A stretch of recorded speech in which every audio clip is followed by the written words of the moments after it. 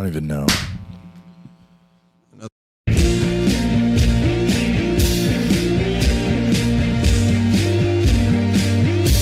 I'm loose. I said I'm loose, baby.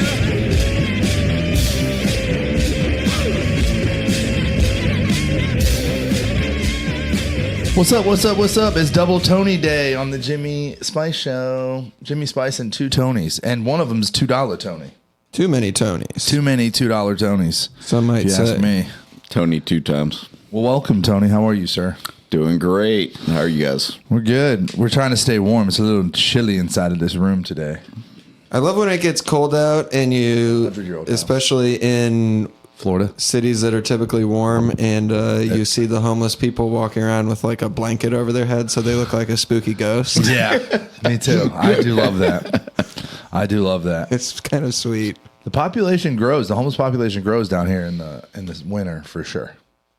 Interesting. Yeah. Oh yeah, because they come in from other places. Yeah. Because like I thought you meant think like about they being were in Detroit this time of year. Yeah. You know, like they probably grow individually because they add blubber to cope with the winter months. They get fatter and go into homeless hibernation. You thought I was saying they get taller? Yes, they grow outward and get fatter. Yeah, I mean, yeah, like he said, dude, in like real winter towns right now. Like we were yesterday, Real winter went to took everybody to the Carrollwood Village Park. It's this really cool park in Carrollwood. And you don't say. We were out there in like t-shirts and shorts, running around middle of January. It was crazy. Yeah. Weather took a change today. Pretty impressive. Weather took a change. Dude. Yeah. It was exciting. It's been very windy. The wind's been crazy. Like I was at a clubhouse earlier, and all of a sudden the building was moving. Yeah. Can you try moving your phone? I'm getting a little bit of a buzz. Oh, faux show. So, I don't know what it is, but it's not that bad. We carry on. Fucking crap! What was I gonna say? I forgot. But Carrollwood Village. Yeah. Well, we were. No, it was nice, and then the weather your changed. Children like blew crazy. away. Oh, okay. Yeah. What the fuck was I gonna go to after this? Golly, you messed me up with my phone. My phone got an update, and I don't like it. You got it. You got the update. How long Same have you update. had it? I got it this morning too. I woke up to it. Oh, really? Yeah. Yeah, because it started to be like I couldn't do shit. Every time I opened my phone, it was like, hey, we got your new update.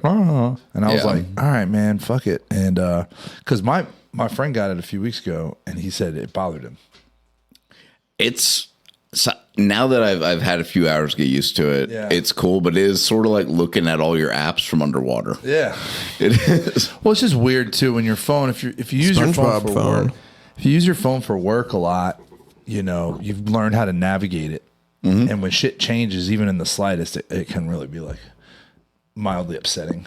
I think maybe not upsetting, but just like discombobulating. Yeah. That's the word of the show. What's going on? Is that too loud? No, you're fine. It's just the internet cut off, so I can't see my document.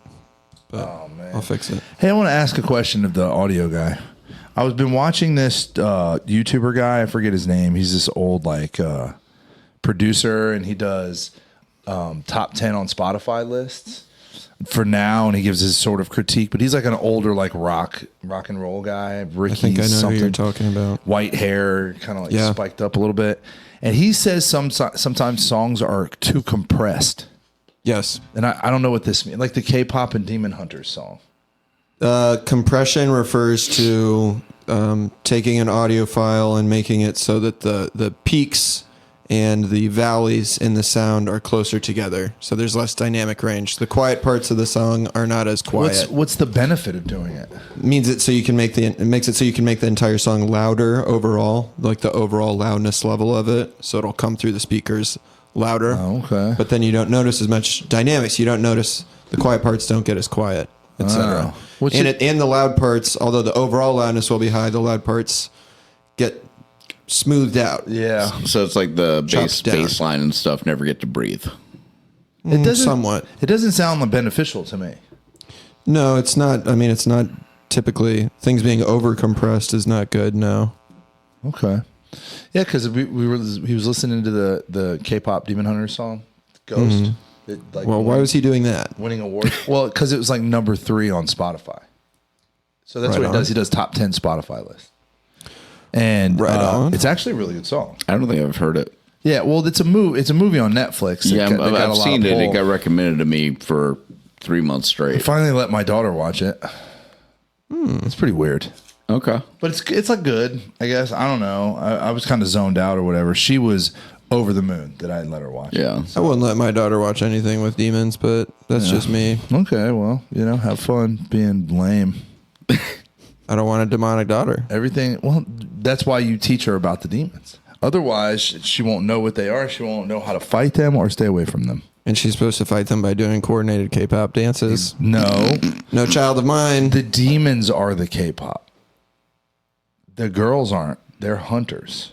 They're huntrix. So they're hunting K-pop demons? Yeah. And dude, it's actually kind of epic. These guys are like your very standard. It's kind of funny. They go like over the top versions of K-pop stars, but they're actually demons.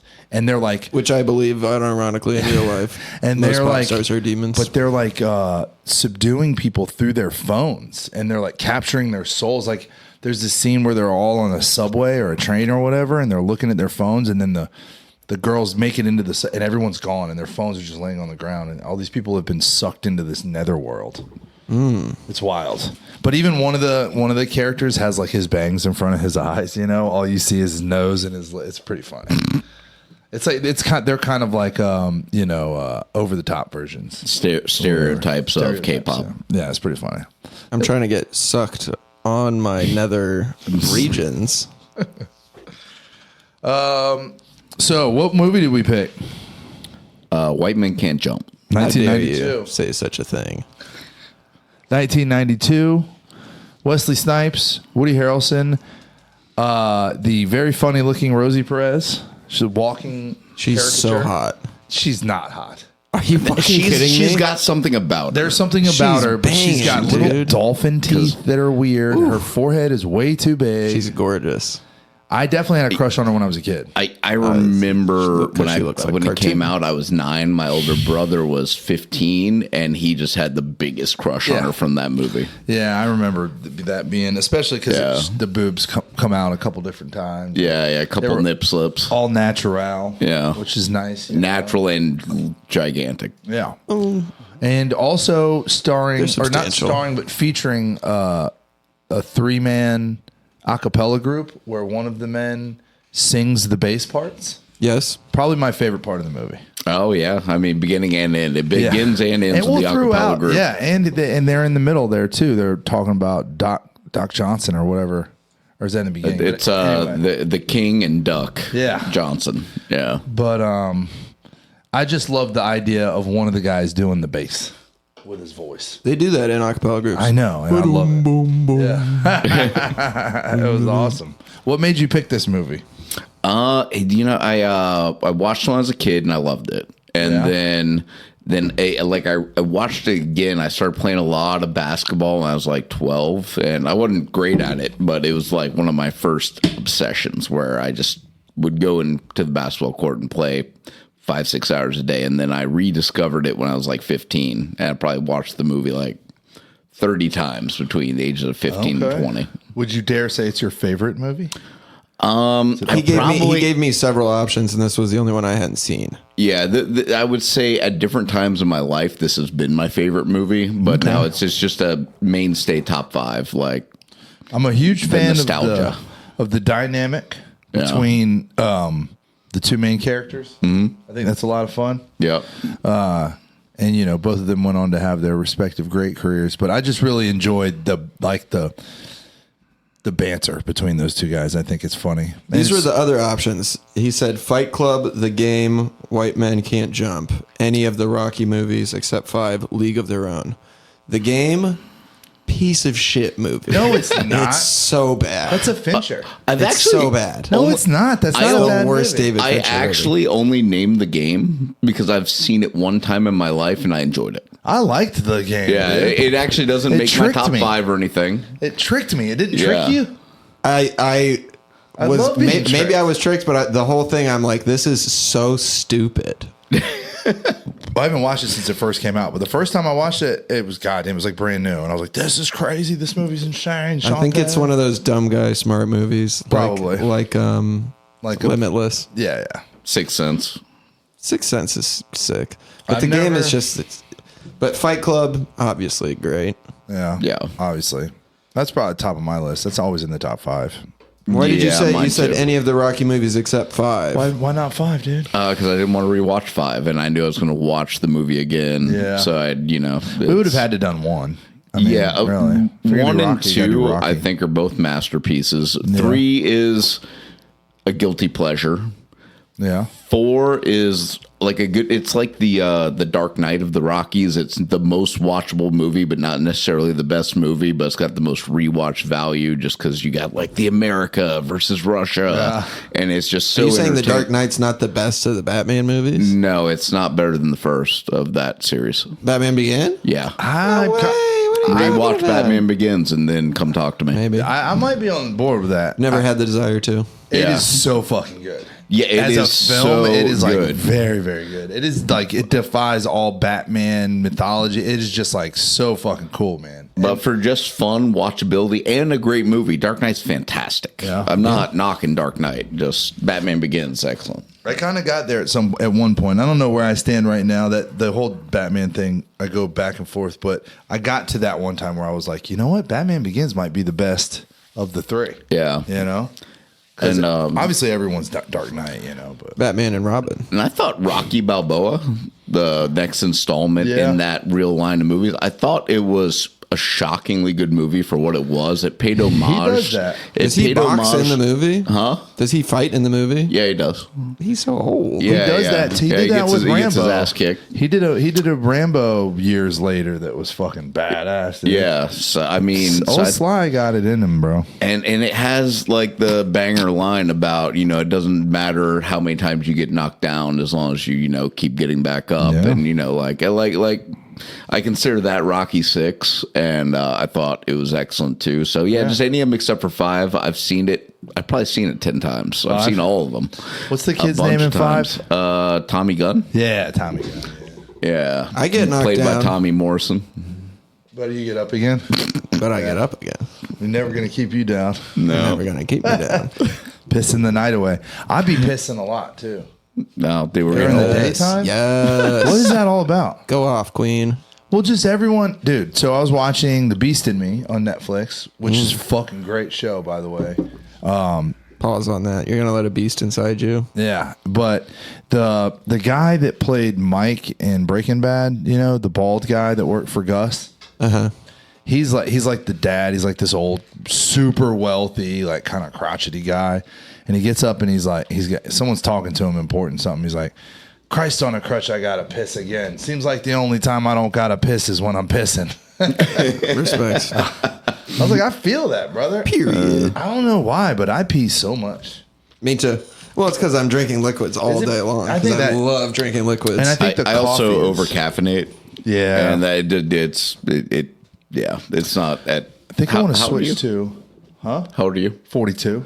Me too. Oh, Yeah, okay. So I'm thinking I'm going to switch to just a double shot of espresso in the mornings instead of this big mug of coffee. nah. And then, just kind of chill and see if I don't have to. Because I No, but what's drive nice around is, all day. You know what I do? I have to pull my van over and pee in a bottle. why don't Okay. you do it while driving? Because I think that's dangerous. And my window of my van is very big. Oh, yeah. And if I just, someone will They see would see. my wiener, I could get in trouble. That's why I have a wide mouth Gatorade bottle in my car at all times. Pause. Wide mouth. Is that why you have a wide mouth? So you pull up next to somebody with their wiener? And drink their piss. You wink at them real good and be like, hey, I got a wide mouth. No, that's not what I Oh, do. man. It's nice to be back in the room. We haven't been here in a couple of weeks. Period. Life is so full and unstoppable. There's a lot going on. There is. Do you have anything going on? Not that I want to talk about. Oh, Tony's sad. Pretty sad. Had a crazy group today. Oh, yeah? Can you talk about it? Are you allowed to? Not really, no. Not But really? just some gals were. Getting weird? wanted to fight each other. Oh, that I had makes to say, sense. hey, break it up. No, that totally checks out. A lot of rehab romances. Are there any rehab it's been incredible. romances? Tony and I were rehab romaines. Yeah, Nice, dude. Yeah. I love it. And you're still pals all these years later. Well, we're the only ones that survived. Except Isn't for that- Joe, who I saw Joe? at book club on Friday. Wait, Joe who? Joe that we were in the clink with. Not Joe K. Yes, sir. Wait, Flew into town for his... and he didn't call me? Yeah, sorry. For I've been his, talking to him on the phone. He didn't tell call me he was either. in town. I just saw him at the meeting. What the hell, Joe K? But Steve Smith. All right, good. Yeah. Glad to hear. As Yeah, far as I 4. know, I haven't talked to him about Those 3 are good months. odds. Those are better odds than average. Yeah, we had that's like 1 in 9 Everyone else sober. is dead. That's pretty good. Yeah, nobody from my spot, from my beginning, is still around. I mean, there are people that were like coming around the same time, but really, like nobody that was in my halfway. You know, they're all. I had a couple of good Toast. friends that were in my halfway that, Oh yeah, they're holding strong. I also got pulled away from the whole social aspect a couple years in, so everything changed. You only really hang out with people with kids now. Yeah, no, that's the way the story goes. You meet a woman and you don't have friends anymore. Yeah. You know, I met my wife at Alpha. Oh yeah? Yeah, at the late night one. It's one of the better places. Yeah? Yeah, I was like, no, she man, was I trouble. want to date in AA. Where can I go? Maybe I'll start hitting that 10 p.m. at Alpha. She was trouble, for sure, but the best kind. How much time did she have when you met? We both had like 60 days. Okay, that sounds right. totally. That's my issue. Like if I had 60 days, I wouldn't have that big of a problem dating a girl with 60 days. I've Yeah, got a that's year and a it. half, and like it feels ethically problematic. Yeah, well, yeah. Sometimes you just got to go for it. Sometimes you just got to see if the ball will land in the basket. No. Yeah. To those listening, do not go for it. All these people that I'm talking about are going to die. Well, it's Well, so what funny. happened to the relative newcomer you met a few months ago? Nothing. Well, what's so she relapsed? What's Okay, so she funny relapsed. Yeah. Well, you Is- survived. That's good. is there is this general Number one. and understandably, a harsh rule about this type of behavior, and I get it, and it totally makes sense. But in my personal experience, I met the woman of my dreams Yeah. early in sobriety, who was early At in book sobriety club. at the same time, and it was just like, and she was, I mean, trouble. Like, Yeah. very, very good looking, very, very just, and Young. well, I was 35, she was 22. So there was an Perfect. age gap, but it just worked out. I mean, I'm living fucking the dream now. So Yeah. I don't know, and I'm not special. I just got lucky, I guess. Oh, I'm a that's pretty so lucky person.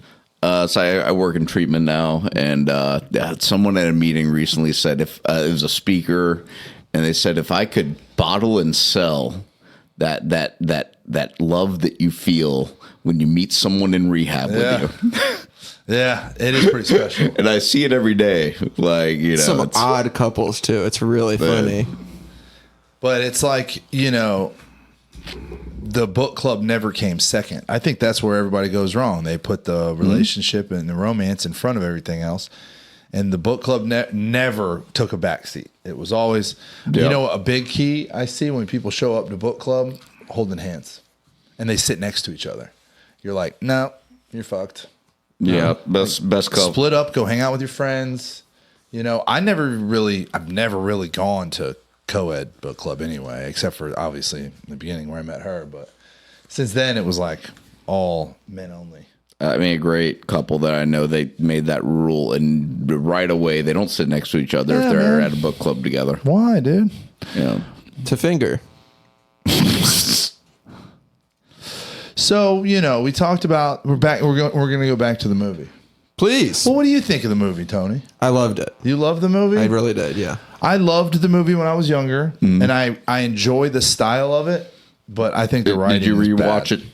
Did you rewatch it this time frame too? Yeah, yeah, I watched it last night. I think the writing was I was going to say the strongest thing. I think the script is incredible. The amount of quotable one-liners in it. Well, okay, maybe it's not the Daunting. writing; it's the pacing of the film. It's so strange to me. It like will get going and then it like backs off and then it gets. It's just like all of a sudden they're playing the 2-on-2 tournament. It's So a weird like, what? rhythm. It's all over Kind of the a slice of life. It's just, and then it's also quite corny. The alcoholic Rosie Perez, by the way, that's like drinking in the cut. She's drinking almost every single scene that she's in. Yeah. Stolichnia. And then she's doing it secretively in the beginning, but they never really dig into that. Yeah, that was interesting. I was like, oh, she's hiding her drinking from him, but then the next time he sees her, she's just like openly chugging. Yeah. So I'm just like, She's perfect. And it's not part of the perfect movie woman. other than being a small part of the movie. Like it's on the periphery. yeah. To me, I like stuff like that, like where not everything has to be spelled out and like every I foreshadowed. just want it to and- be explored more. I want to find out what is, I want to see her in the throes of, alcoholic dementia. I want to see her withdrawing. Why? I don't know. You That'd be gotta funny. imagine where you have 3 hours of story to tell, but you have 90 minutes to tell it in. I do like that, she ends up going off on her own. And I thought that's interesting. That's a crazy choice for an ending. I was like, oh, they're gonna get back together. They didn't get back Yeah, together. no. And I loved that. Especially in the 90s, you expect like the tie Everything together gets sewed happy up. ending. Yeah. To me, though, the movie feels like style over substance. But I like style. it is very stylish. Yeah, no, and you gotta love the style. You gotta love all the clothes. Everyone at the basketball court is dressed at the height of fashion. Dude, you can put a cat in the oven, but you still can't make it a biscuit. Yeah, It's my that is a good line. Why would you put a cat in the But like all the women are like in these cool dresses with all jewelry out, and that's really how it was then. Yep. Like you went to the basketball court to kind of like show off. early 90s, you couldn't drive by a basketball court where people weren't playing pickup basketball. It was Yeah. the height of basketball, like being popular in American culture and then becoming a worldwide phenomenon. So it was a well-timed movie. This director made pretty much, well, not all, but a lot of sports movies. Yeah. What else? Bull Durham, Really?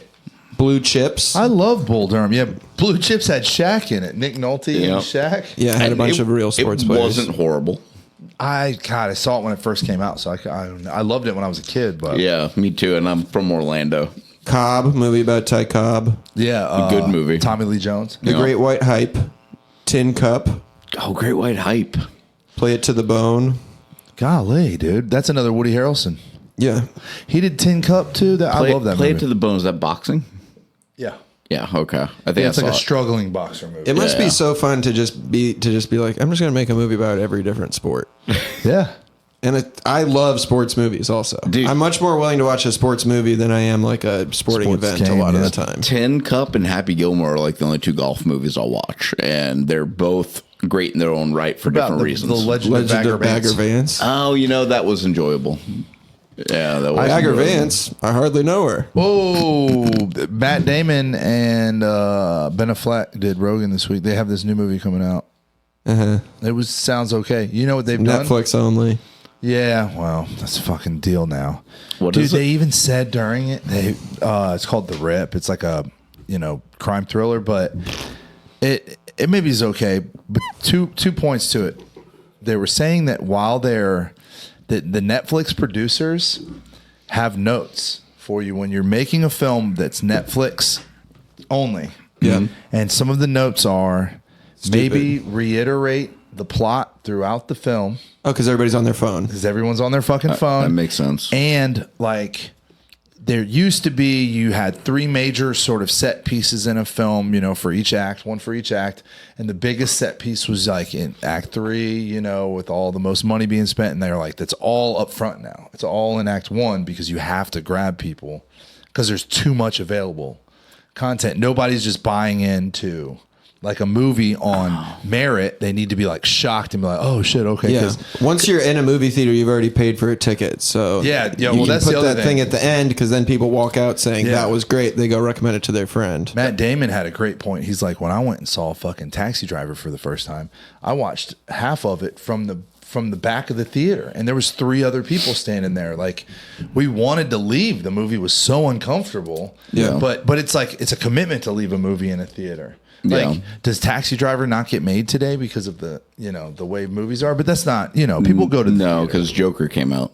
Yeah, exactly. Well, Joker's Which king made of comedy. people uncomfortable too. Yeah, Joker's the king of comedy. You ever seen The King of Comedy with Robert De Niro? No. It's like the same fucking movie. It's very similar. It's Okay. crazy. It how reminds similar me it a is. lot of Taxi Driver. Yeah. The movie Joker. I mean, I love all my favorite movies make me uncomfortable. So. Yeah. King of Comedy's another Midsommar, Okay. Hereditary. Yeah, it's really, really good. But it's just very, the guy with his mom in the background, it's like a fucking tripped But out. Netflix demands exposition in the middle of the movie. Well, they Or they it's hold like- sway. They pay for most of it. So Yeah, they're like, yeah. It's just like any producer comes in and they just say like, hey, you should probably start doing this. You start doing this. And Okay. well, and it's up to the end of the day, I guess. Depends on but the other thing that, Matt Damon and Ben Affleck have started this production company. They've done like 8 movies. And what they do Artist though. equity. Artist equity. But also, so all involved labor equity and everybody. So however, there's like these certain not demographics, but these standards that, if you get so many views in the first week, then they get a bonus. Okay. And everyone down to the grips, to the drivers, to the food people, they all get Which is bonus. Netflix has pretty much never done this before. Yeah. So It used to be they would pay. Everything was upfront. yeah. And now they're like, if the movie does well on our platform, they're going to give them a bonus, which I think is good because it gives the people making the movie an incentive to make a good fucking movie. Yeah, but also, so the production company that Damon and Affleck have, they split the proceeds. There's a bonus structure for everybody involved, which is really cool. Yes. But yeah, and they also go off of a new, there's all these different algorithmic sort of measurements, but the first thing somebody looks at when they subscribe, they can maybe tell you that that's why they subscribed. So that's like another bonus or whatever. But that was funny. One of the measurements was they wanted, if you got 110% viewership. So that means everybody on Netflix watched the movie and then 10% of the people watched it again. Yeah. Which is like, they were like, yeah, that's fucking ridiculous. Nobody's ever done that. And then K-pop and Demon Hunters did it. Yeah, they probably had 90% of people watch it and like 25% of people rewatch There's it. a rewatch, yeah. So it's like, but it was just funny when they came. They didn't choose that package because Netflix came to them with like 5 deals, and like, we're not picking that one. No, because the bonus structure on that was insane. I mean, that really has to work good for children's movies, Probably because I used to watch rewatch, movies 5 times. My kids watch the same shit. I don't know how many times I watched Old Yeller and Mary Poppins at my grandma's house. My boys have watched the same episode of Curious George on PBS Kids. I have boys, they're 2. Yeah, They've watched the same fucking episode probably 45 times. no And Coco Melon though, right? No. I like Riley primarily watches educational PBS stuff too, but we mix it up. And What's wrong with Coco Melon? Watch something about it. Like it's like it brainwashing or changes. something. Yeah, it changes every like 5 seconds. And the idea is to create an amount of scientifically create amount of Stimulation. what are the dopamine to make it to where if you're not watching it and you're not getting that constant flow of dopamine, like it creates like this large ADHD where kids cry and go crazy when they don't have Coco Melon. It's like a drug addiction for kids. Drugs for kids. Yeah. TV is kind of a drug for kids. I mean, you should see the way that when you tell the kids it's time for TT, bro, they go crazy. I'm in love with the Coco Melon. Got a lot of innuendos That today. lines of Coco Melon. All right, back to the movie. In your endo. So, so you loved it. He loved it. Oh, yeah. And I have a lot to say. All right, well, go ahead, Tony. Take it away. Take us away. Boom! The movie starts. Cool shot of Woody Harrelson bouncing a ball off of a mural, and it looks kind of like 3D. That's kind of an interesting, confusing perspective where the mural looks like real people for a second, then he's bouncing the ball off of it. And something happens which I love in movies where there's a song playing that you would kind of assume is the soundtrack, right? you hear it in And it turns out to be diegetic. Yeah. Diegetic. Meaning that Spell it's it. occurring, Diegetic, meaning that it's occurring in the universe of the movie and the characters can hear it. Ooh, fancy word. Happens in Midsommar. I remember where they're walking down the path and there's the beautiful flute music, and then the camera pans and there's like a fat guy playing a flute. And sometimes It's it so happens funny. where it's like a rock song, and then it's the song that's playing on the cassette player in the car. or Sure, something. absolutely, yeah. But yeah, Woody lies down on the basketball court with the basketball as a pillow. Does not look very comfy to me. Have you ever slept with a basketball as a pillow, Tony? I have not. Sorry to put you on the spot. I have, huh? Sorry to put you on the spot. No. I've laid with one under my head, but I couldn't possibly sleep that way. James, what's the craziest thing you ever used as a pillow? Male hooker. I'm just kidding. What part of his body? I'm just kidding. That's not the Cheeks? truth. What have I? The craziest thing I've ever used as a pillow? Toilet paper? In Maybe. the pen? Yeah. I've definitely done that. Yeah, I've done that in jail. I've done that. I've used a rock, on the street. not a crack cocaine rock, just a rock. Yeah. I've used a paper bag scrunched up with another paper bag in it. Yeah. Why are our bodies designed this way where we need some little thing to put our head on? I don't know. It's so stupid. I needed one time, and I took a cat and I dispatched him, and then I used him as a pillow. You killed the cat. Mm-hmm. Okay. That's also not a true story. Curiosity I killed was the cat. wondering. I'm glad you. No, I don't. It sounded true enough to me. You I hear would never things. kill a cat just because I needed a pillow. This movie also has a lot mean- of pause moments in it. Wesley Snipes is playing. He's playing against a guy named. We see him on the court. He's dressed to the nines. He looks really fire. But yeah, he's talking to a guy named Walter. He says, "Walter, throw that big fat butt at me." Pause. One of the characters in the opening scene has these purple biker shorts on and a crop top shirt, man. Yep. That outfit was on one. I was about How there. we used to dress. Yeah, it's pretty intense. This movie came out the year I was born. Really? 92? Oh my God. 92, yeah. Had you ever seen it before? No, Really? I'd always heard the title. So get on with it. What'd you love about I've seen it? the sequel. Black Men Can't Swim. I knew that was coming. Nah. That might be a short, pal. Well, maybe. But I don't know if I want to put that up We there. must be seeing different black people. But Wesley Snipes blocks a guy's shot and he says, "Get that shit out of here," which is such a cool thing to say when you block somebody's shot. Yeah. And there's Ton of so trash much. talking. The trash talk is so good. One of the guys says, "If we lose to you, I'm gonna go home and kill myself." And I don't want to do that. You know what a common one that a few people say in it too is it is so hard making you look this bad, or so much Yeah. work like making you look so bad. Yeah, It's it's a lot of hard work damn making you work look so for one bad. man to make another man look so bad. Yeah, and sure. then the people that they play in the tournament are saying the same thing. Yeah. To somebody else, it's funny. Yeah. But the characters are Billy, played by Woody Harrelson, Billy Ho, and Sydney. It's revealed that Billy lives with his girlfriend Gloria, Rosie Perez, like you said earlier. We see her kind of secret drinking, but her full-time job is studying to get on Jeopardy. They owe $8,000 to some kind of monster mobster folks called the Stucci's. It's later explained that it was because she owed them money for a car, right? And then Billy Ho was supposed to fix a basketball game for them, and he refused because they were saying that he couldn't shoot. And he had to prove himself. He's got that dog in him. He's like, I need to prove that I'm good at He's basketball. definitely got some issues. Yeah. But his hustle is he pretends to be no talent in hockey. Well, he doesn't have to pretend. He just goes and hangs Everyone out just at assumes. primarily Yeah. black games as a white man dressed like Yeah. a fucking goofball. A game that we invented, by the way. The Can you James imagine A. Smith with a peach basket, baby. the golden age of basketball? Just white men politely dribbling around each other. Like, excuse me there. one of the things I remembered most about Good shot, this movie chap. was the parental advisory T-shirt.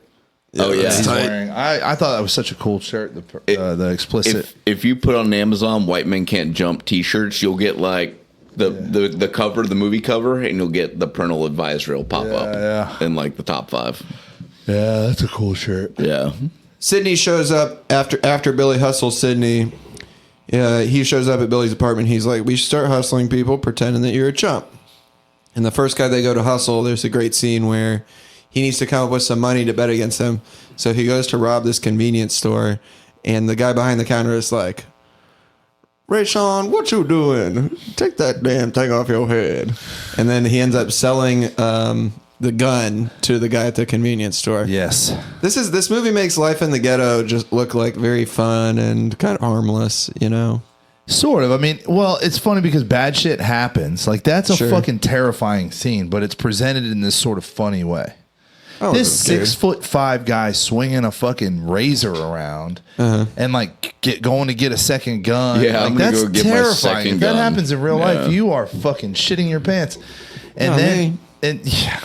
and then they, you know, I mean, they get burglarized and everything. That was sad, yeah. Which, if you live on the third floor of an apartment complex and get burglarized, I'm gonna let you in on a secret. It's somebody you know did. Yeah, no, that shit's on purpose. Yeah, they knew you had a fucking stack of cash, and they took everything else just because they were already in there. Happened Yeah, to me. I They took a live shit in in a- my toilet and left it there Really? when I was out of town, yeah. I'd have put it in the sink. Damn. They did not like me. Apparently, It was pretty clear, yeah. that's fucked up. Well, this was a guy who had tried to rob me at gunpoint, and I was drunk and high on crack cocaine, so I thought there was someone playing a prank on me, and so I went, hey, what are you doing? Cut that out. And he like fired the gun right next to my head. Oh wow! And then I went, what do you want? And he was like, come out of your wallet. And I went and gave him everything that was in my wallet, but there was no money in there. There was a bunch of receipts, and then it was Falcon Bucks, which was the construction paper money we gave the kids at the school that I was a teacher at. So Oh, nice. then he ran off, and I locked the door, and I started posting on Facebook about how I punked this guy or whatever. Oh, so then when damn. I went out of town, he came back. and But then he burglarized got me. you because he went and bought all the crayons. Damn. He got all the flaming hot Cheetos. But he didn't hit you that bad. He put the Duke in the bowl at least. I'd have put it on the floor. He did. On your couch. I mean, or it something. still felt very disrespectful. You know what's to really me. bad is to put one in the tank. Put one in the upper decker. Upper decker, of course. Those are Yeah. hard to clean. What a horrible thing to do to somebody. You ever My son shit on my foot last night, so people doing that? I got it. Don't you just question like, where am I at in life while you're doing that? You know. yeah. Man, Have you ever had to I deal don't with one of know. those in your plumbing career? no. People don't call a plumber for just turds. They call a plumber for plumbing. If it's a turd, it's got nothing to do with me. But would an upper it's a- decker not require any sort of plumbing? An upper decker, yeah, no, you got to call a cleaner or something. I'm not fucking touching. You're that. not like a fireman for toilets? No, no. Now there are situations I've gone to like boarding house. There's this company called Pad Split right now. They're basically boarding house company, but like a private equity. That sucks. What they a horrible name. They buy like these 2,000 square foot 3-2s or 4-2s or whatever, and they put up a bunch of walls and they follow all these guidelines. But they turn them in like 10-bedroom houses and they rent them out by the room, which is it's a decent low income living option. It's basically recovery houses that aren't recovery, but Yeah, people are in there. we have a bunch of clients that are that, and we'll go and the people just treat the bathrooms there like dog shit. Of course. And I will always It's a be like, tragedy of the "Look," commons. Because if the toilet backs up, most people, if you own the place, you're like, okay, I got to do something about this. Don't use this anymore. But in those types of situations, people just keep fucking using them. Yeah. And you'll get there, and I've been in a couple nasty ones, and I've got a couple tricks that I'll use, but I'll charge double if they want me to clean it up. I'll be like, look, you can either have someone come clean this, and then I'll come service it, or I'll clean it, but it's a significant cost. I mean, But it is kind of a biohazard. Yeah, I mean, So, I mean, fucking you know. you do it. You don't want to pay for it, you do it. Yeah. They're always like, I've said that to people before. I've been like, how much would you charge? Because they'll be like, really, dude, that much? I'm like, how much would you charge? And they're like, well, like, yeah, so fuck off. I And wonder they how always much say- these cost. I use shovels. I'll use a shovel. Really? Okay. In a Pretty affordable. 5-gallon bucket with a garbage bag in it. Yeah. Yeah, so I don't actually touch it, but $174 I a didn't week suspect. for one of these pad splits places. Yeah, they're not bad. I'm thinking about getting one, actually. Yeah, I didn't expect you were getting your hands in there and finger painting. No, I'm thinking about getting involved. I know a guy that builds them, and I've actually been doing the drains on a couple too. So You want to be a slumlord. no, I just want to have a stake in it. You don't actually manage them if you own it. The Pad Split manages them. Respect. So technically, yeah, though I'll own the place. And no, there's the move. I don't have to be a slumlord. There's a ton of fucking profit margin in there. You know, because what they do is they buy the houses with hard money, but then they refinance, you know, once they get it remodeled. And so you get a regular mortgage on a house at like 5% or whatever that's worth like $450, say, right? That's going to be like $3,500. I'm completely lost. But Like $3,500 following. a month in the mortgage, Yeah. right?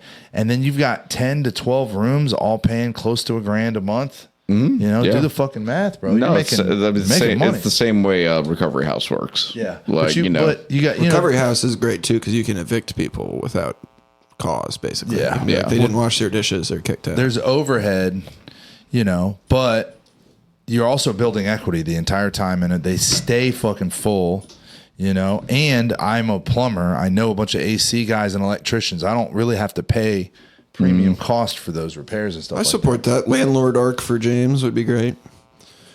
Anyway, Sydney and Billy are in the car after the thing. They start arguing about Jimi Hendrix. Billy is like, You can't hear You it, can't man." hear him. And Sydney's like, he had a white drummer.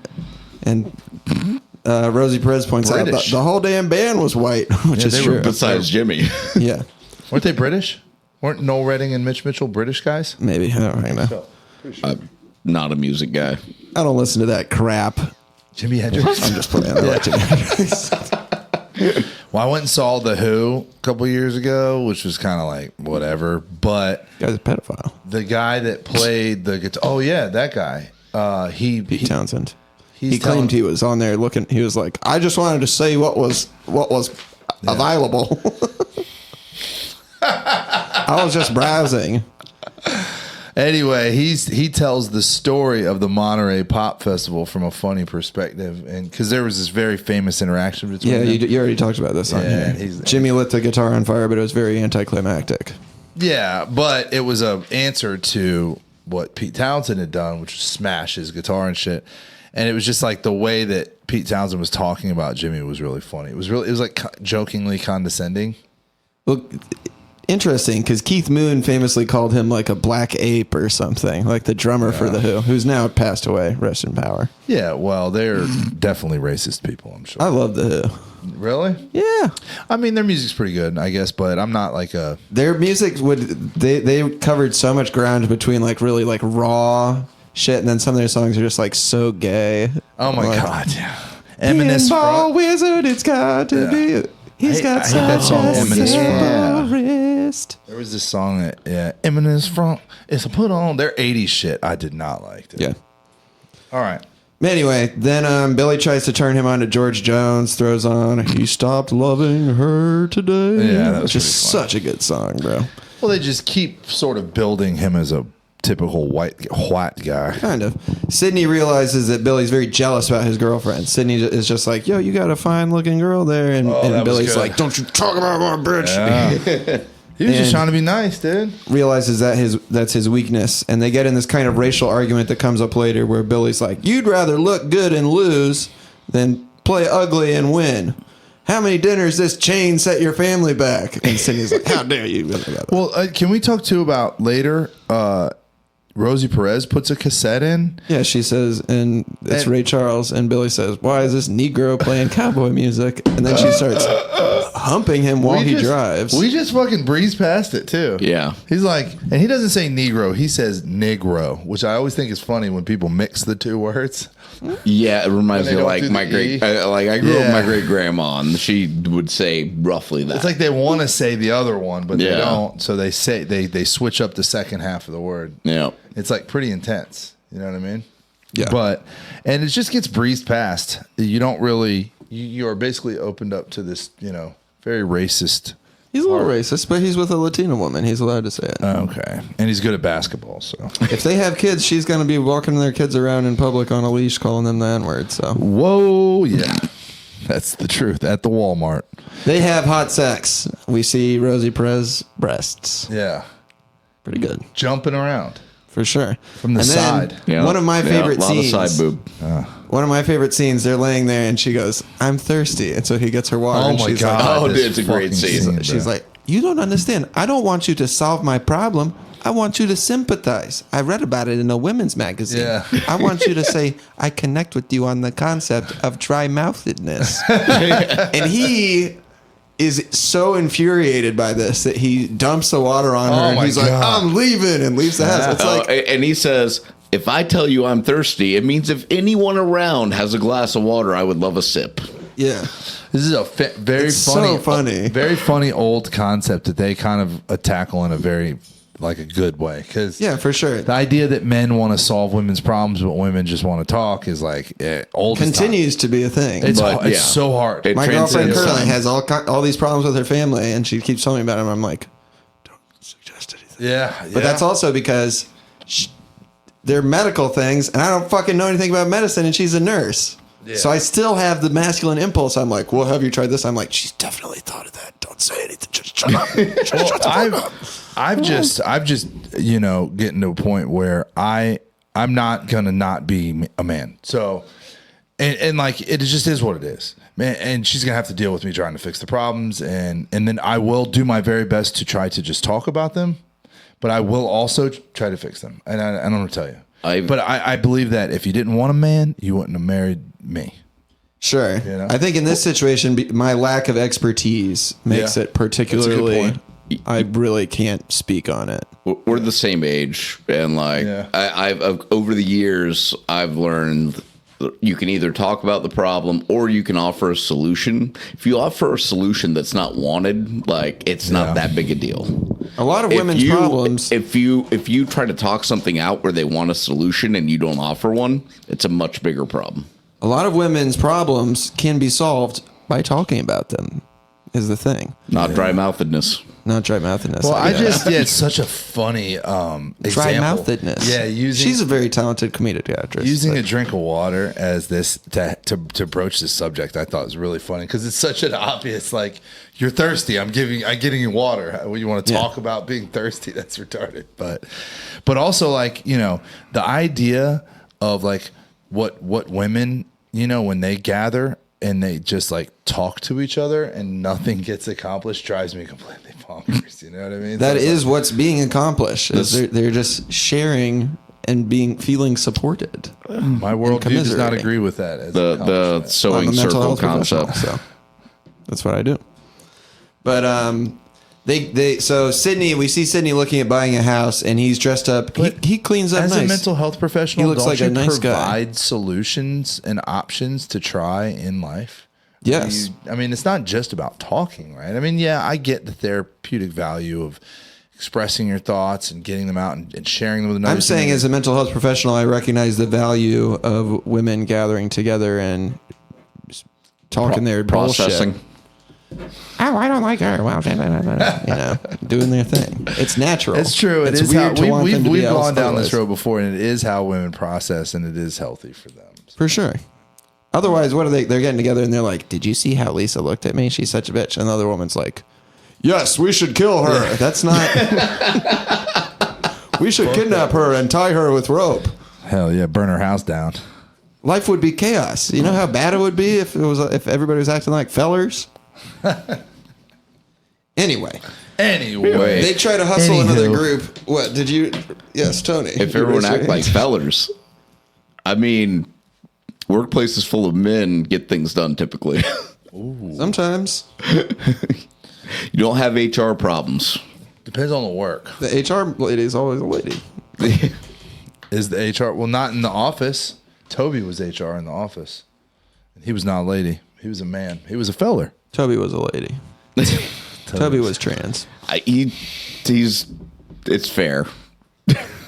Is it okay to watch The Office now that this sort of culture around it's No. died down? No. I disagree. Wait. Why aren't you supposed to watch The Office? Is this because of Saint Nicholas? Tony just doesn't like things The that are Dutch largely holiday? popular. Yes. Tony doesn't like things that are largely popular, and what happened with The Office was being a fan of The Office became a large part of the population's identity. It's kind of like the Taylor Swift thing. Okay. And so it's like, you don't want to sort of intermingle with that. But my problem is I experienced The Office in real time. And Yeah, it was a me too. phenomenon, and it was amazing. It was this whole thing, and I got so tied up in these characters.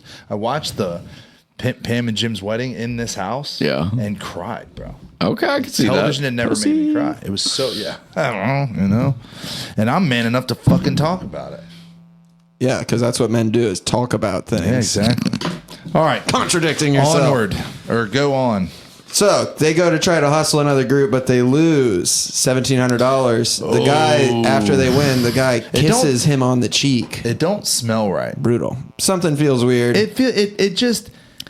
Every time Sidney has the ball, he'd misses shots, he makes bad passes. But also, there's just his guy always scores. There's something it's, cinematically missing in this scene that that makes you feel like it's not right. Like the music isn't there, the vibe. It's just like it's the flame just fizzles. It's really strange. I don't know. To me, I was surprised because the way that movies like this are usually structured is it would be like a series of them doing their hustle and succeeding with different comedic hijinks, and instead it's like the second game they do, they get fucked over. Yeah. It does feel a little like a fast forward. But it turns moment. out though, it's fast forward. That's what I'm saying. The pacing of the film it was lacking, or it was just something that I wasn't. Maybe it was just creative. It just gave me a little bit of like angst or whatever because I'm used to a certain. Typically, this would be the next one, and something crazy something comedic would happen, but they would still win. And then on the third one, there would be some wrinkle that would further the plot. Yeah, third or fourth is where the plot would advance. It goes right to something that advances it. And it turns out that Sidney hustled him.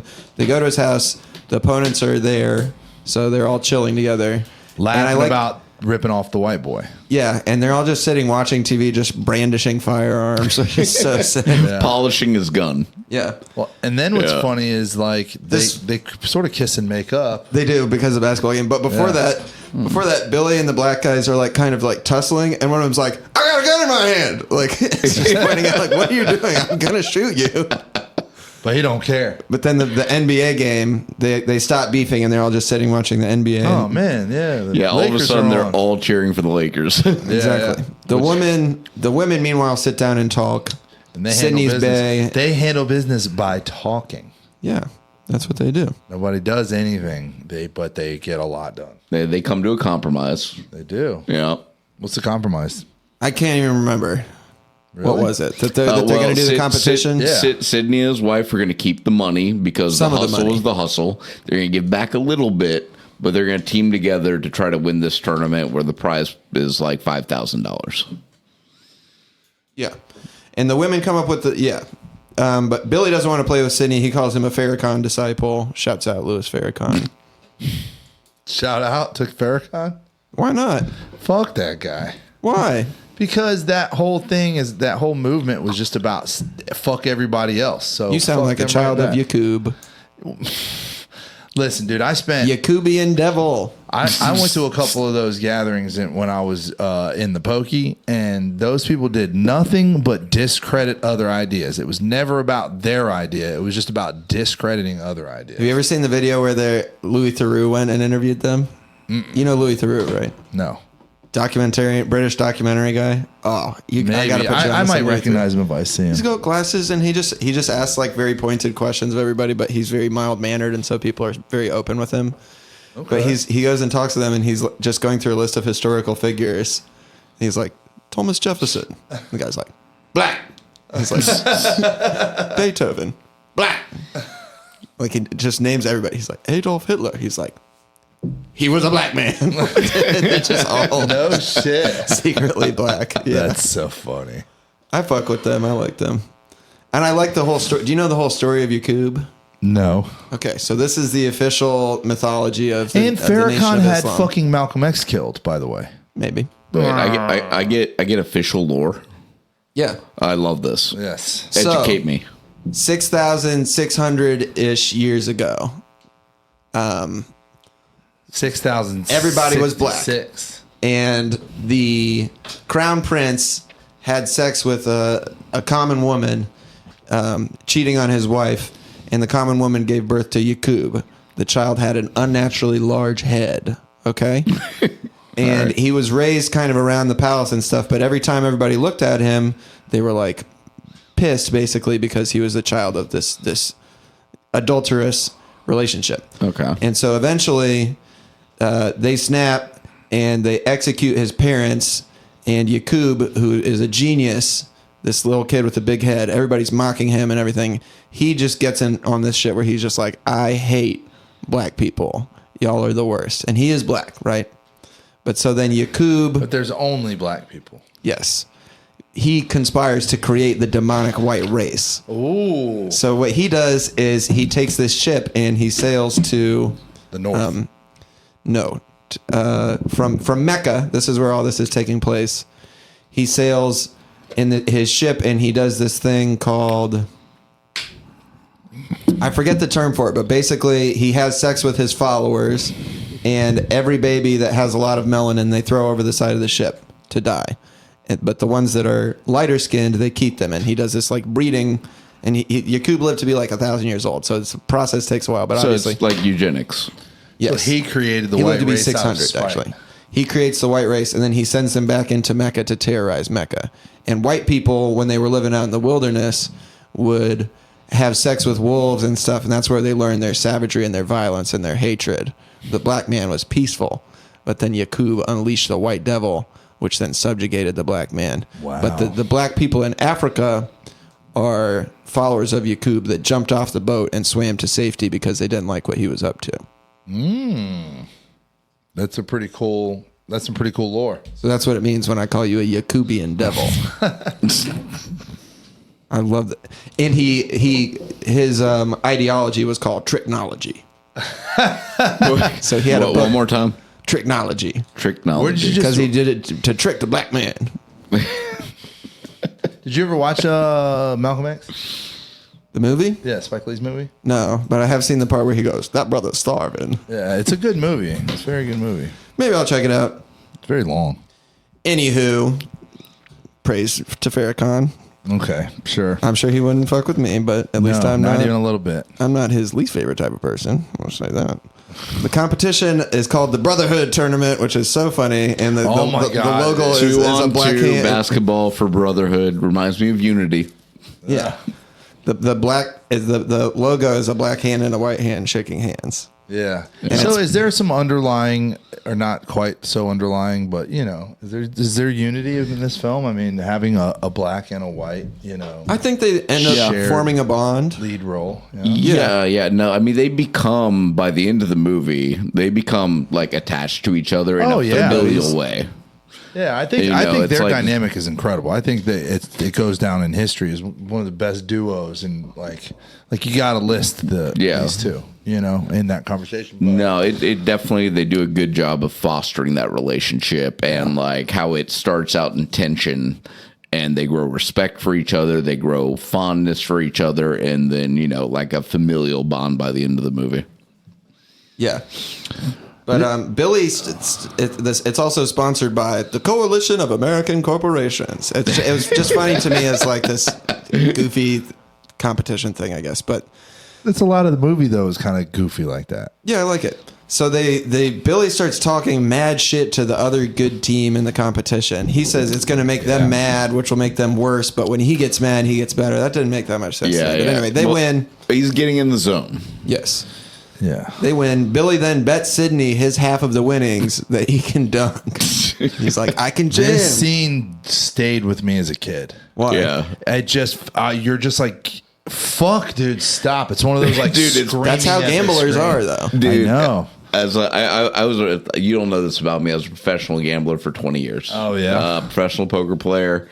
And you really just see this, like maybe not on a nightly basis, but 6 months doesn't go by where I don't see someone Who's on a losing streak. who's just on a digging losing deeper. streak, who's not in a mentality where they can put themselves in a winning position, who's putting way more than they can afford on stake. I mean, it really is a sickness, like as bad or worse than any other. Norm Macdonald talked about this a lot because Like he it ruins families. became a millionaire and went bankrupt like 3 times. Nice, dude. But Billy's like, I can jam. I just don't do it because it's showboating. And he says, this was one of my favorite moments. He goes, quote myself, black men want to look good, would rather look good than win, and white men would this, etc. But Yeah. I just like that he goes, quote myself. I love quote myself. It's so sick. I'm going to start doing that. But he loses the bit And then there's a montage of Sidney making sweet love to his woman while Gloria sits at home alone, drinking wine, waiting for Billy to come home. Yeah. And then It's funny that shot of them over the candlelight. It starts off, it looks like they're in a fancy restaurant, but then it pulls back and they're just on their couch. Yeah. And she's on the floor. It's pretty funny. Gloria's upset that he lost the money, and he's like, you need to stop with this Jeopardy dream. And she goes, it was my destiny to triumph magnificently on that show. Which is just a greatly written line. A lot of her lines, she has like this kind of verbosity to her that I just found so charming. It's kind of misplaced a little bit. No, I think it's perfect. Well, because she's an egghead. She's been studying all this stuff. Yeah, like she's an intellectual. Well, that's what I'm saying is like the unlikely. She's overusing big words. Yeah, exactly. Yeah, but which is fitting of her character. Yeah, exactly. Billy gets picked up by the mobsters. They're like, we're going to give you one more week to get the money. And they show him a picture of a dead guy that they killed, which comes back later. The whole book. Which is a hilarious bit. Yeah. They have the coolest van, too. It's got a bunch of LED lights hung up inside of it. It's an old Chevy van, 350, like long body. That van's got a lot of awesome. trafficking victims in there. Big time, dude. This baby. Yeah. Fit 18 Croatian women in here. Man, balled up and naked. But Billy pulls up on Sidney while he's at work. And Sidney's... It's mentioned earlier that he has like 5 different jobs, and he's just at this place selling tile, basically, to this guy. Yeah, he's like, I got the tile thing, I got the roof thing. Yeah. I mean, the basketball thing's putting food on the table. Yeah, he's basically like a construction project manager. He's a contractor. So, Yeah. And all those people, when he drives up, those are all the laborers that he uses to install the tile. Sure. And he knows What is that guy thinking he's going to get from that product that way, though? But you meet the guy at the taco stand. He's got a bunch of tile laid out on a table. Like, get the fuck out of here. That's his office. Yeah, that guy's not insured. Sure.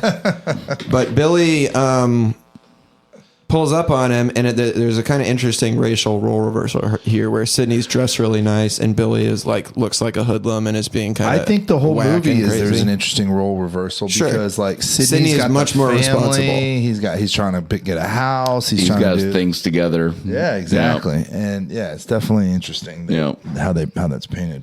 Sidney says he's going to help Billy out. He says, I have a grave human weakness, a tiny little spot in my soul where I actually like you. And he says one of the other hustlers has a security job at the Jeopardy lot so he can get Gloria onto Jeopardy, which doesn't make any sense. I'm sure that's not how Jeopardy works. But Yeah. Billy has to hit a hook shot from beyond half court, and it's funny. In Sudan. Yeah. One of the basketball backboards has Ghana on. He's like, not Ghana, Sudan. He has to shoot on Sudan. Funny as fuck. You, my friend, are shooting for the Sudan. Yeah. Do you think that they did this shot multiple times until he actually landed it, or that it's trickery? I believe they did the shot multiple times till he made it. So actually, bit of trivia, Woody Harrelson plays basketball almost every day. Yeah, he's an excellent shot. He did all his own shooting, and Wesley Snipes did all of his own athletic plays, even though he wasn't a basketball player. Can anyone else quickly name the other basketball movie that Woody Harrelson was in? Yeah, he's the coach. I can't name it. Well, no, I wasn't thinking of the coach one. Maybe there's a third one. Semi-Pro. Okay, Fucking Will Ferrell comedy. Yeah, Will about Ferrell. The Flint, Michigan. What the fuck are they called?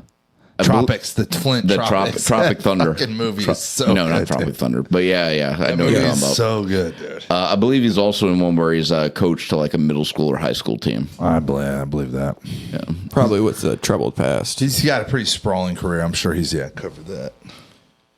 And his dad was a hitman.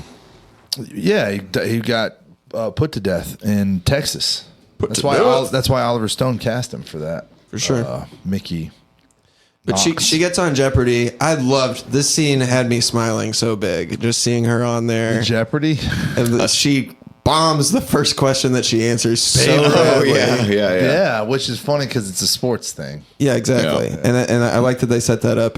But she's been studying foods that begin with Q for the whole movie, and then they announced that category, and I was just like, oh, that's funny. Which we had a interesting moment earlier on in the movie where I was like, she's like, I'm learning foods that begin with Q. And I was like, Tony, how many can you name? And he just starts naming them. I was like, that's crazy. He knows so many. And it's just because he's seen this movie 5 times. Yeah. So. I'm like, quahog. He's like, that's not a thing. I go, no, yeah, it's a large oyster from the Atlantic Ocean. Fuck yeah. No, and he's biting. That's funny, dude. Queso. Yeah, I was thinking Quesadilla. queso, quiche. I had already Quiche. thought about quail. What else? Quinine. That's not a food. It's in Diet Coke. I mean, it's in Not a tonic water. food. Tonic water. Yeah, quinine, because they used that's how gin and tonic got invented, was in the military, because quinine helps you either, I think gout helps you with or scurvy, one of the two. Oh, okay. Or trench. I did not know about that. Trench toe, it helps with one of those. Yeah. There's just like a montage of, even with after the Q things, there's just a montage of her saying different phrases where she's just like Uzbekistan and just all this stuff, and it's making me really happy. Just a smart little babe. Dude, I had a friend. I want her. In Philly before I came home and changed and all this. He lived on the streets in the winter as a junkie for so long that by the time he made it to the county jail for some petty bullshit, he had trench foot.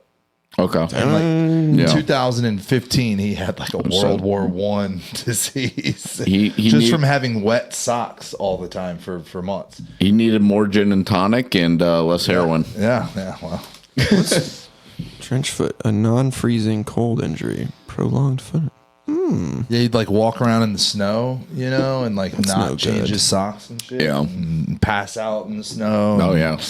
You know, just bad news, dude. I mean, I remember tough life. passing out on Bourbon Street, and my wife made sure I got to safety. I said, listen, if it ever happens again, take my wallet, take my phone, and go to bed. Yeah. I'll find you in the morning. Yeah. I'm cozy, I promise. Yeah.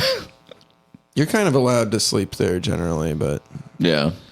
I remember I came across a guy during Mardi Gras who was sleeping, not even on bourbon, was just like passed out in the central business district in New Orleans. And he was asleep like this and just had a fucking Rolex right there. And I was like, Man. I was with Peter. I may have robbed this guy, but Peter was like, no, come on. Really? Why did he care? Because he was, Because he's a good person. in the book club at that time. And Yeah. I was not. Can't do it, man. But anyway, she wins $14,000. She gives Billy $2,000. And Sydney gets his house burglarized, and he recruits Billy to play against She's these two got street ball plans. legends. Yeah. She's like, if we do Oh, this dude, 4 she's got times, 5-year, 10-year she's got plans, all the 1-year math worked plans. out. I'm telling you, she's a perfect woman. She's gonna be a movie star. I love her. Except for those teeth. She's so beautiful. Ugh, you're wrong. But anyway, he's like, babe, I need to go play in this game, and she's like, goodbye. This She's like, if you gamble with my money, it's over. yeah. But this is an abusive relationship. He's a fucking gambling addict. You know, it's horrible. I mean, But they win, right? it's like a two-way abusive relationship. I didn't make a note of it, but I think there's one last game, and they win against the street ball legends, right? Yeah, they win against Duck and The King and Duck King and Johnson. Duck, Eddie yeah. the King, Farouk, and Duck Johnson.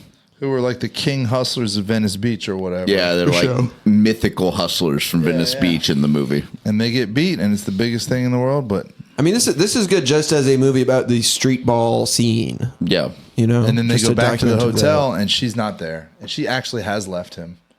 And then they cut to a shot of our boy laying dead with his blood coming out of his mouth. And I'd forgotten this, and I was like, "Holy fuck, they do it!" I was like, "This is great. That's a great ending. That is an intense If it just cut ending. there, you'd be like, And they're just like, yeah, he jumped off the fucking balcony or something or whatever, or they threw him off. But then we find out that these goons have just been having people let them take Polaroids of them, and over the years for their street credit, right? yeah. Is that what we would say? That Which they're is doing? again, I like that it takes place in this universe where there's danger and all this But stuff, but it's kind of everybody's kind of It's bullshit. very 80s, 90s. It's Yeah. very Harrison Ford said that if Lucas had any balls, he would have killed Han.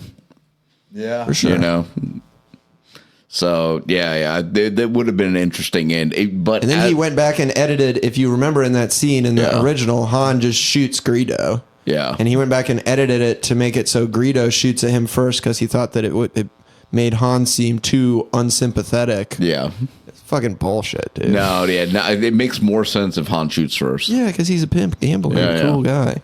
Yeah, Han's a G. One more line that I loved is that as the Stoochies are leaving, they go, it's all about respect. And he goes, I respect you guys.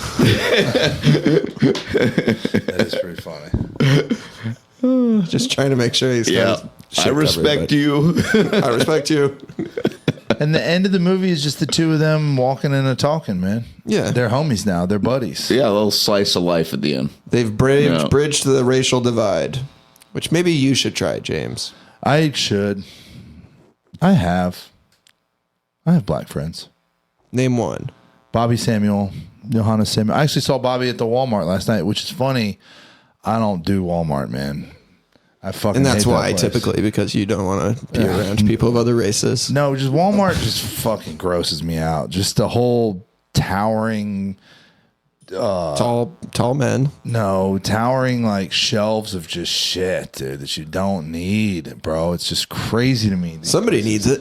Nobody needs any of this, and it's what's happened is people become convinced that they need this stuff. I've been less fond of Walmart ever since COVID. And worse yet, convinced that they deserve these things, that they're entitled to these things. It's crazy.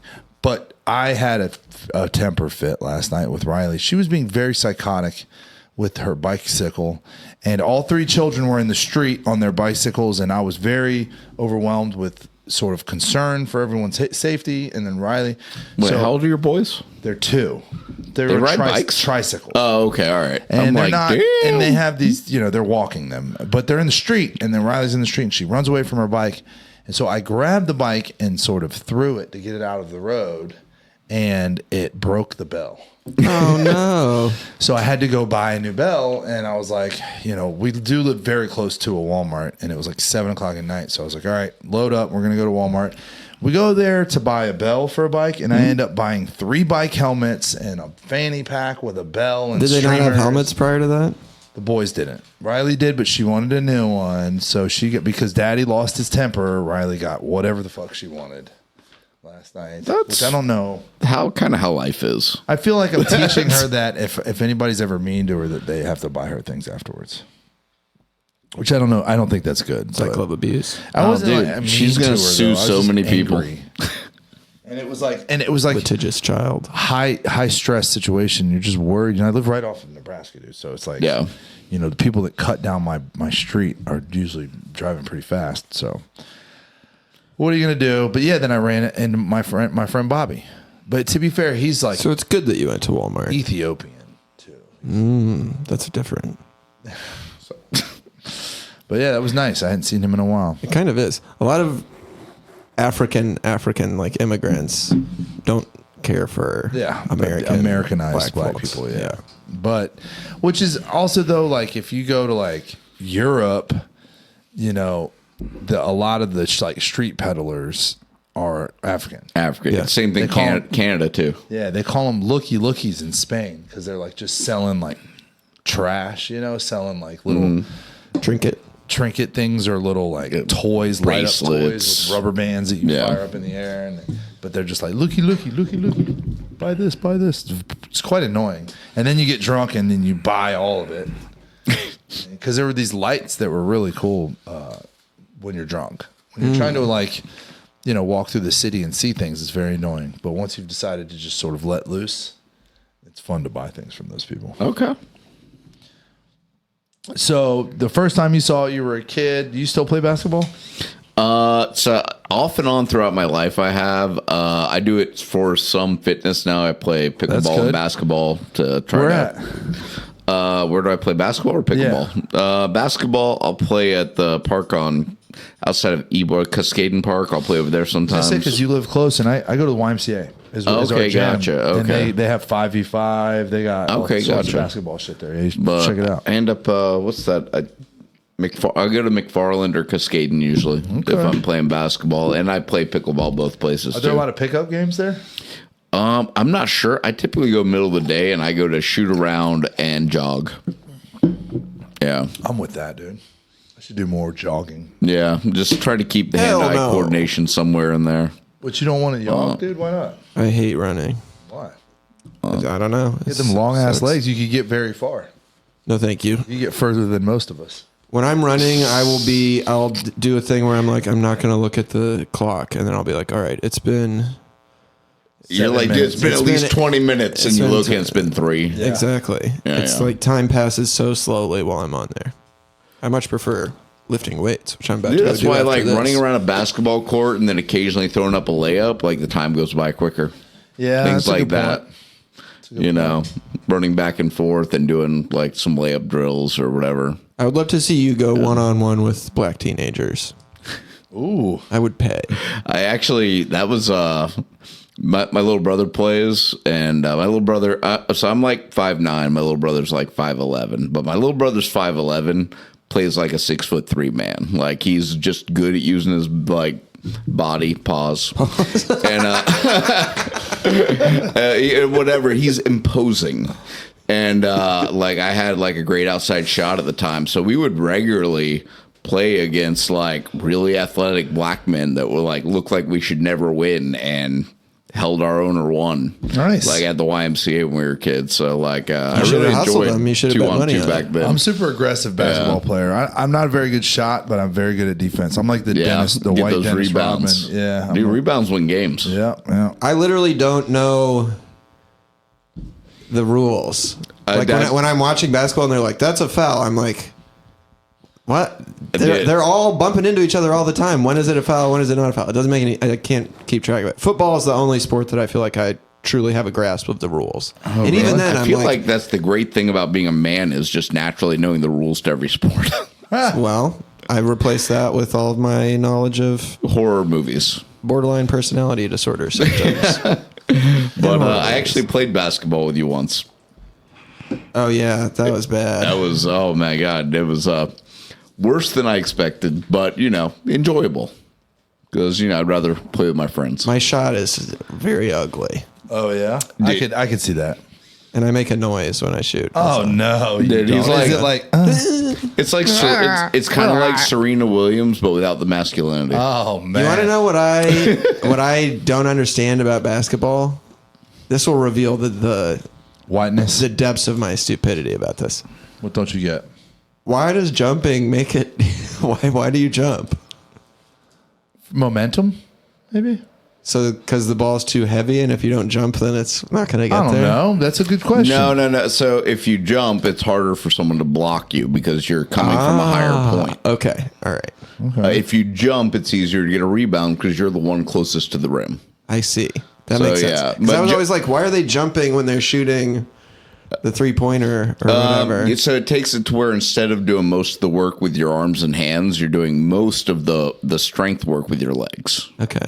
Yeah, so it increases your endurance and the ability to, you know, maintain the same level of performance over a longer period of time. This is probably something that black people discovered when they did the game. And if Yeah, you watch well- the old basketball, it was all white men staying completely like flat-footed. Set shots, yeah. Foul shots, people don't jump when they make them. No, but they will usually there's raise no their opponent. heels. They'll usually raise their heels off the ground. Yeah. Well, I think that's a fairly answered question. Thank you. That's good. So the other choices that you had were The Game, Fight Club. What was the other one? Rocky. What's some movies that are like this movie though? That like Other know. sports movies. Well, I guess we kind of Ooges? So I feel like a big part of this movie that's a draw for me is the hustling and gambling aspect. Yeah, and there's a I lot get- of movies that capture that, but like not I get a lot Color of of well-known Money movies. vibes. I get like kind of like hustler movies. Never seen And that. I Color love of Money. You never saw that with Hey. Luke, Paul Newman, and Well, have you- Tom Cruise? Throw it on my list. Yeah, and have you seen the predecessor to that, The Hustler, Paul Newman, and Yes. yeah, The so old- that's- the Hustler. It's 1940s, 50s. The heyday. We should watch some Paul Newman movies, Dude, man. The Hustler is one of my favorite movies of all time. Actually, my favorite movie of all time is a Paul Newman movie. Is it the jail one? Cool Hand Luke? No, I do like that. That's a good one of my movie. favorites, yeah. But Where he Butch eat all the Cassidy and eggs. the Sundance Kid. Tony and I are going to be competing to see who can eat the most eggs at some point. Is We have that? to settle Yeah, on a I heard date. that competition was happening. I figured out how I'm doing it too. I'm going soft boiled. Nice. That's a good call. Yeah. Yeah, that's a great movie. I'm actually watching a sports TV show right now. It's called Heated Rivalry. Oh, are you really watching? He sends me a clip of this movie. I knew that's what that was because it's in HBO, and he's like, "This is so us." And they're fucking making out. I was like, nailed it. Can't wait. Can't wait until we get to that Another point. one that I just Are you really watching it? Yeah. Is it good? It didn't seem like here's it was the thing. good. What's I got no the show? problem What's the with show on? It was on some weird network called Crave, and then now it's on HBO Max. Okay. But That's where all the LGBT. here's the thing. Oh, it's I didn't know it was LG. All right. Yeah, it's two gay dudes. Yeah, that are like Hockey players, and they're like the yeah. two best hockey players, but they're secretly gay. and they're handsome. So here's the Okay. thing. Well- Here's the thing. What's the thing? Men kissing and being in love is inherently very funny to me. So when I watch a show like that, I'm laughing constantly because I'm like, you're not supposed to do that. Well, that's the thing about Brokeback that was like hard because it was such a good movie. It is really good, but it's it's an also very excellent- funny. Yeah, because It's an excellent movie. Not just because they're kissing, but because they're very aggressive with each other, and they're just like, "Ooh, Dude. golly, take it Yeah, easy, yeah, fellas." dude. And I had never seen that happen I before. know, man. You It say, was like- fuck, I want to not be a child watching this because it was a really important movie. And I don't the acting get- was incredible. It's one of my Brokeback Mountain's don't one of my get- like top 10 movies. It's- I can yeah. see that. I don't get caught off guard easily, but when like they're in the tent and he spits on his hand, I'm like, oh. This Yeah. TV show goes a little bit beyond that. I'm I'll like, just say okay. that. Yeah. All right. They're doing it. I see what you're And putting One down. thing, I'm learning all this stuff from the show. I didn't know that gay guy, you know how you like, your girl like hops in your arms and you grab her like that and you like walk around with your girl. Yeah. One of the guys does that where he picks up another guy like that. I'm like, it never occurred to me that gay guys would do that. That like the strong gay guy would walk around holding the other guy. Like I go that. to a lot of gay book clubs. and, Oh yeah, and yeah, I don't know. I can totally see how that's normal. for sure. Yeah. Brokeback Mountain has one of the especially secret gayness is so funny to me for some reason. But so there's in Brokeback Mountain before they go up on the mountain the first time when they haven't had sex, the guy that they get their groceries from, right? Yeah. He's like giving them all their stuff, and he's like, "You're not getting any soup." And Heath Ledger goes, "Don't like soup."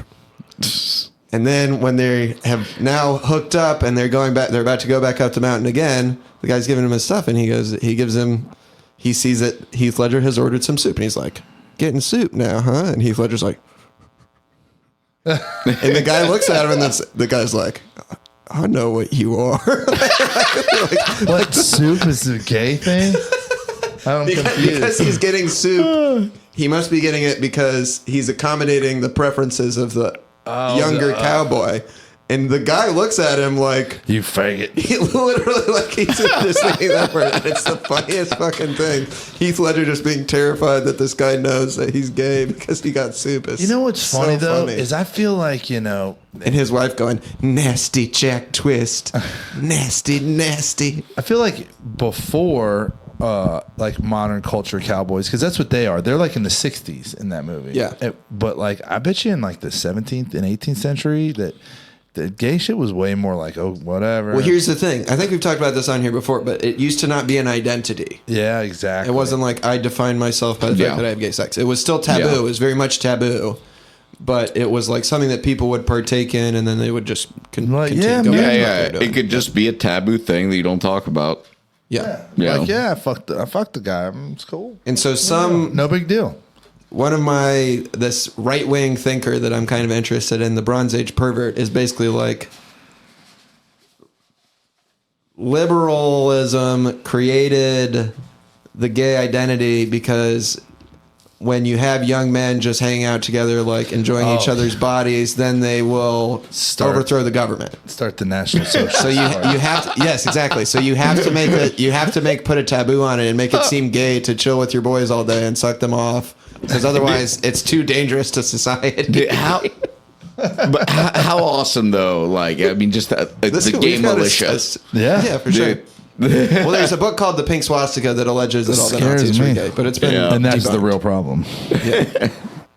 That's so funny, dude. Fucking thinking, golly, we chased down this topic. Yeah, this is the last episode. Started off with this, and then now we're back on Yeah, this. well, I wanted to follow the Ang Lee thread too, because I think Life of Pi is one of my favorite movies. Never seen it. That's another Ang Lee movie. Is that that's the tiger on That's the- the one on the boat, the little raft. So there's It's a good movie. The definition of God in that movie is I've heard the book's super amazing. powerful.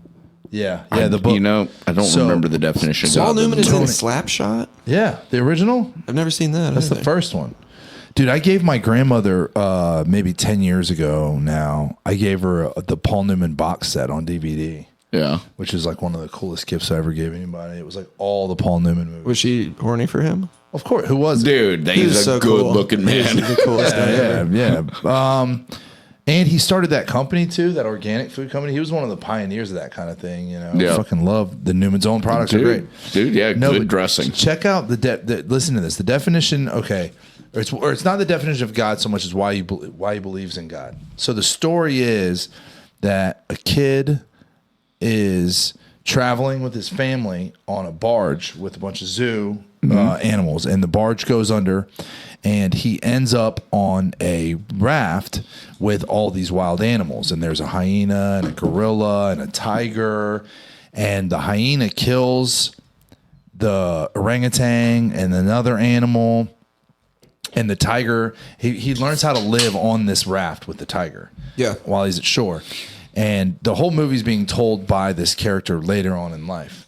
And he's like, at the end of the story, he tells the story, they make it to safety, and obviously he survives and the tiger survives, and he's like, why do I believe in God? And he's like, well, there's two stories that could be told. And one of the stories is that the boat was actually a prisoner's boat, and the orangutan was my aunt, and the chef was my sister, and the hyena was a serial killer, and the tiger was and I watched my family get killed. And he's like, which story do you want to hear? And that's why I believe in God.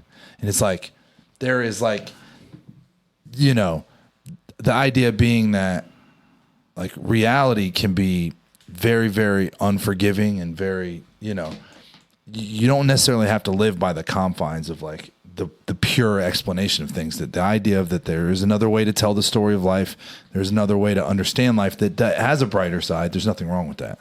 And like, that's why, he believes so strongly in God. I thought that was like a super powerful message. We got to wrap up because Tony's got to get out of here. But I did want to tell you, I saw The Housemaid, which I loved. No shit. And there is a scene That's so in there. surprising that you love The Housemaid. There's a scene in why?